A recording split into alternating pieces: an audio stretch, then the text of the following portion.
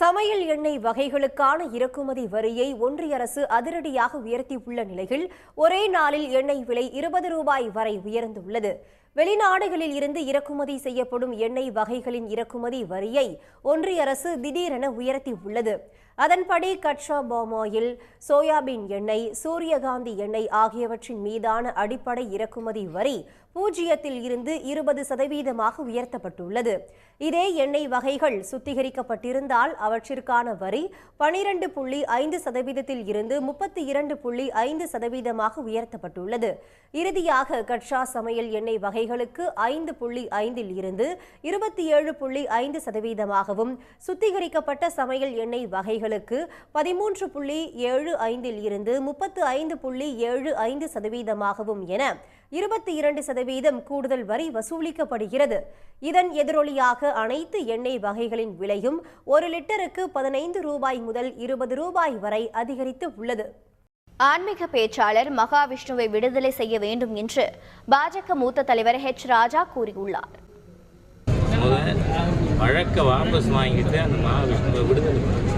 பள்ளியில் சர்ச்சைக்குரிய சொற்பொழிவு ஆற்றிய விவகாரத்தில் கைது செய்யப்பட்டுள்ள மகாவிஷ்ணு சென்னை சைதாப்பேட்டை நீதிமன்றத்தில் ஆஜர் செய்யப்பட்டுள்ளார். மாற்றுத்திறனாளிகளை இழிவாக பேசியதாக அவர் மீது கொடுத்திருக்கும் புகாரில் கைது செய்யப்பட்ட மகாவிஷ்ணு புழல் சிறையில் அடைக்கப்பட்டிருந்தார். மகாவிஷ்ணுவை 7 நாள் காவலில் எடுத்து விசாரிக்க போலீசார் நீதிமன்றத்தில் அனுமதி கோரியிருந்த நிலையில் அந்த மனு மீதான விசாரணைக்கு சென்னை சைதாப்பேட்டையில் மகாவிஷ்ணு ஆஜர்படுத்தப்பட்டு இருந்தார். இந்த மனுவை விசாரித்த நீதிபதி மகாவிஷ்ணுவை 3 நாட்கள் காவலில் எடுத்து விசாரிக்க அனுமதி அளித்து நீதிமன்றம் உத்தரவிட்டுள்ளது.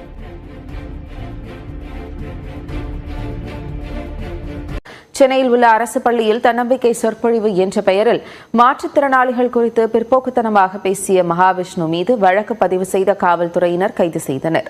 இந்நிலையில் மகாவிஷ்ணு தாக்கல் செய்த ஜாமீன் மனுவும் காவலில் எடுத்து விசாரிக்க அனுமதி கோரி காவல்துறையினர் தாக்கல் செய்த மனுவும் சென்னை சைதாப்பேட்டை நீதிமன்றத்தில் விசாரணைக்கு வந்தது.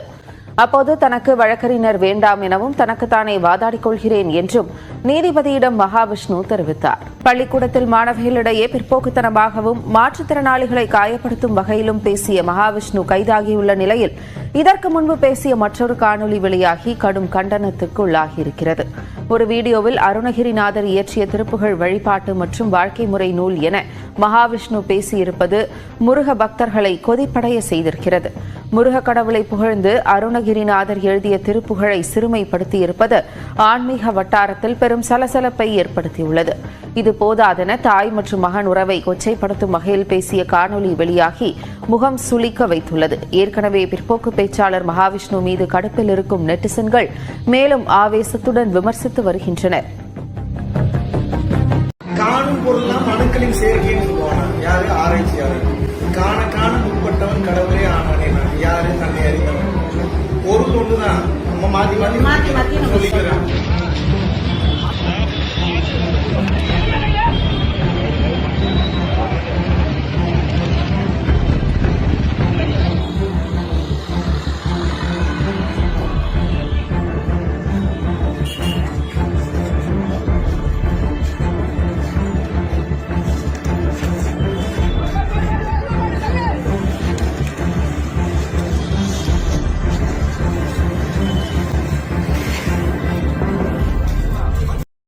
அமெரிக்க பயணத்தை முடித்துக் கொண்டு சென்னை திரும்பியிருக்கிறார் தமிழக முதலமைச்சர் மு க ஸ்டாலின்.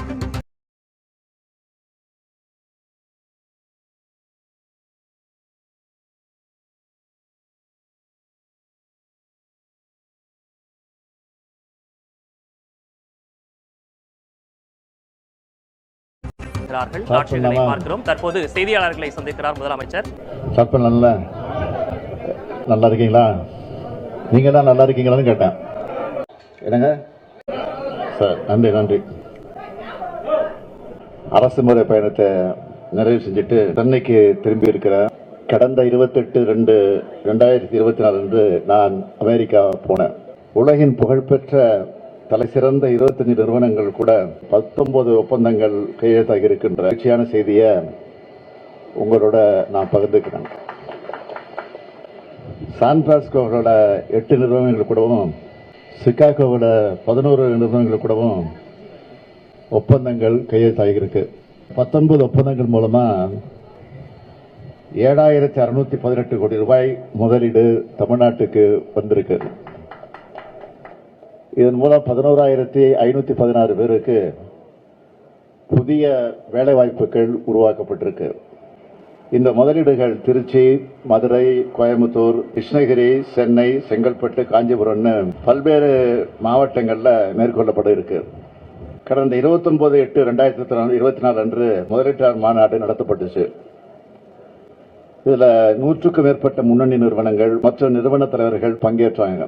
தமிழ்நாடு $1 டிரில்லியன் பொருளாதாரம் என்ற இலக்கை நோக்கி முன்னேறுவதற்கான பணியில பன்னாட்டு நிறுவனங்கள் தமிழ்நாடு அரசு கூட ஒன்றிணைஞ்சு செயல்படணும்னு இந்த நிறுவனங்களை நான் கேட்டுக்கிட்டேன். இன்னும் பல நிறுவனங்கள் வருங்காலத்தில் தமிழ்நாட்டுக்கு வர விருப்பம் தெரிவிச்சிருக்கிறாங்க.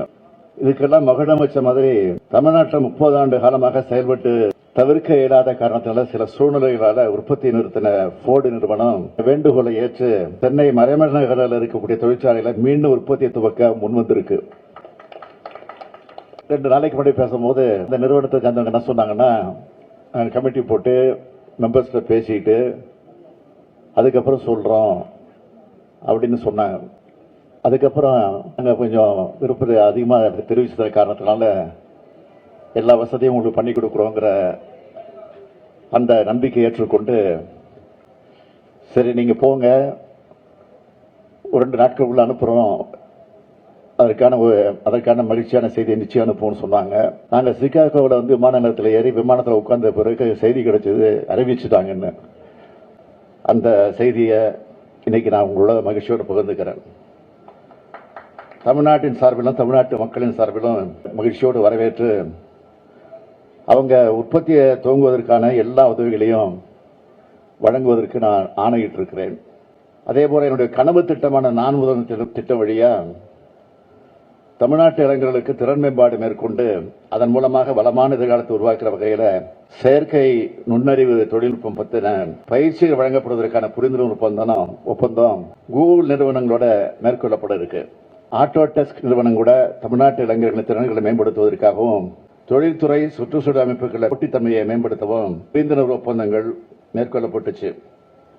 இது மூலமா தமிழ்நாட்டில் தொழில் தொடங்கவும் வணிக உகந்த சூழ்நிலையை நிலவுகிறது மட்டுமல்லாமல் உலகெங்கிலும் இருக்கக்கூடிய முதலீட்டாளர்கள் மேற்கொள்ள விரும்புகிற மாநிலமாக தமிழ்நாடு திகழ்ந்து வருவது நிரூபிக்கப்பட்டிருக்கு.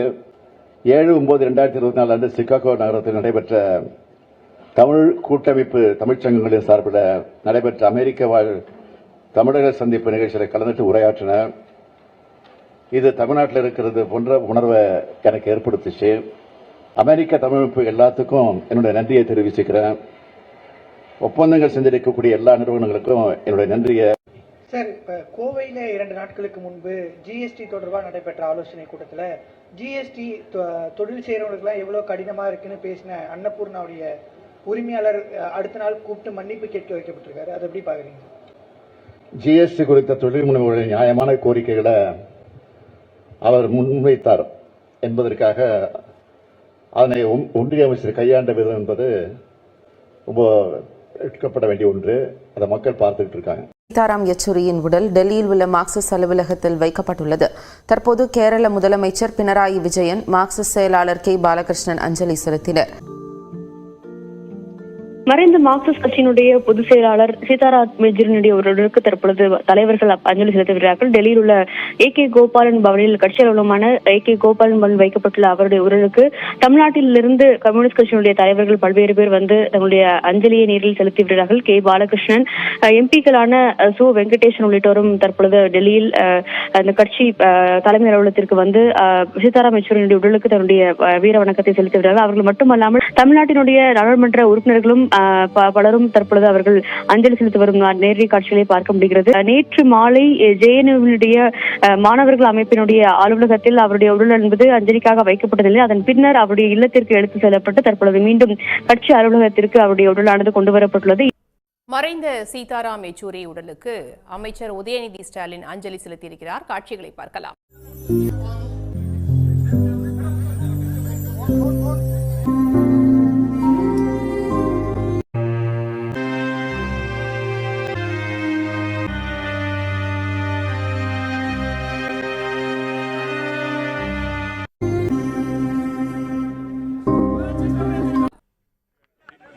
We are deeply saddened by the passing away of the CPIM General Secretary, Comrade Thiru Sitaram Yechuri avargal. On behalf of the Dravida Munnetra Kazhagam and on behalf of our leader, Tamil Nadu Chief Minister, we are here to pay our last respects.